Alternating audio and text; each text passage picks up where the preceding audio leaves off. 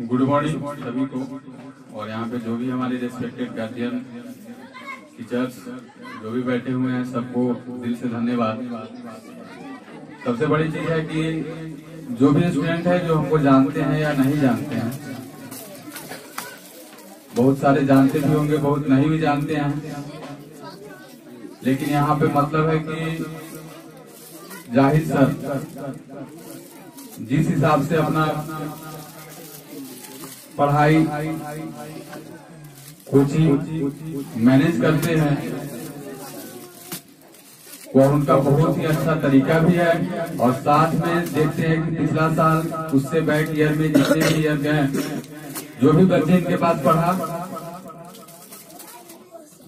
इनका जो भी अपना सब्जेक्ट है उसमें अच्छा रिजल्ट लाया। तो मैं आशा करता हूँ आप सभी से कि जो 12th क्लास या 10th क्लास के जो भी इस साल सेंटअप कैंडिडेट्स हैं, उनसे उम्मीद है कि वे अच्छा रिजल्ट इस बार भी लाएंगे। और पढ़ाई का एक ही मकसद रिजल्ट नहीं होता, साथ में आप लोग को नॉलेज भी रखनी है। जो स्टूडेंट अच्छे होते हैं, जिनके पास अच्छा नॉलेज होता है, एग्जाम में भी अच्छा रिजल्ट लाते हैं।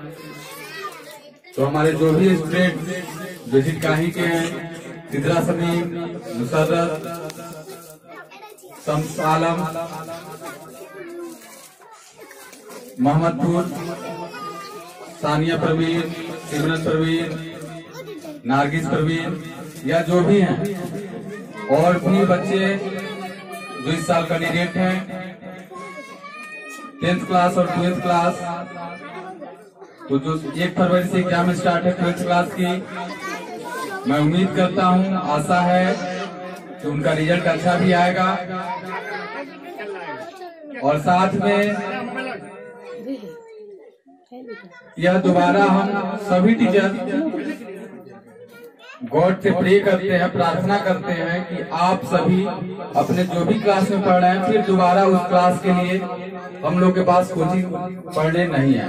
इसका अर्थ आप समझ रहे हैं कि मैं कहना क्या चाह रहा हूँ कि 12th क्लास में जो है अच्छा से पास कर जाए।